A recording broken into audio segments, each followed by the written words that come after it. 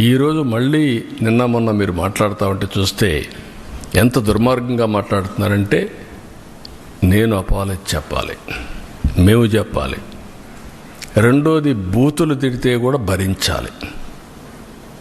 అంటే మీకు రాజ్యాంగం పైన గౌరవం లేదు. ముఖ్యమంత్రి కానీ, డిప్యూటీ సీఎం కానీ, ప్రభుత్వ అధినేతలు అంటే లెక్కలేనితనం.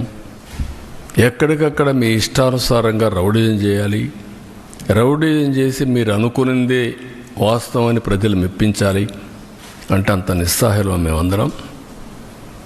అందుకే నేను అందరికీ పిలిపిస్తున్నా. ఇది చూసిన తర్వాత ఎక్కడ కూడా సిబిఐ రిపోర్ట్లో ఇది కల్తీ లేదని ఎక్కడా చెప్పలేదు. నిన్న అతని స్పీచ్ చూస్తే ఏమనాలో నాకు తెలియదు.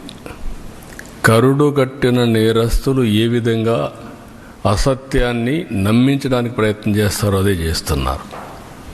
నేను ఆంధ్రప్రదేశ్లో ఉండే భక్తులందరినీ ఒక సామాన్య భక్తుడుగా అపీల్ చేస్తున్నాను. రిపోర్ట్స్ అన్నీ మీ రోజుల్లో ఉంటాయి. దేవుని యొక్క పవిత్రత మనం కాపాడుకోవడం మనందరి బాధ్యత.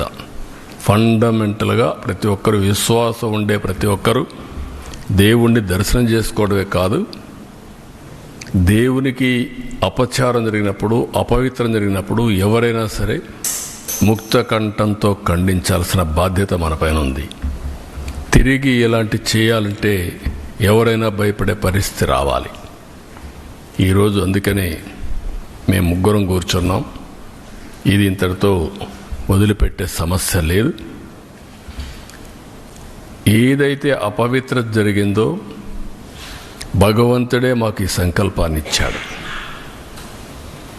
భగవంతుడు కూడా ఒక్కొక్కసారి ఆయనకు నచ్చిన విధానం ద్వారా, వ్యక్తుల ద్వారా ప్రజల్ని సమాయత్తం చేస్తారు. అందుకే మాకు ఈ బాధ్యత అప్పచెప్పారు. ఇది దేవుని కార్యక్రమం కింద తీసుకుంటున్నాం, పవిత్రమైన కార్యక్రమం తీసుకుంటున్నాం. ఆ రోజు నాకు ప్రాణభిక్ష పెట్టా అంటే ఆయనే పెట్టాడు.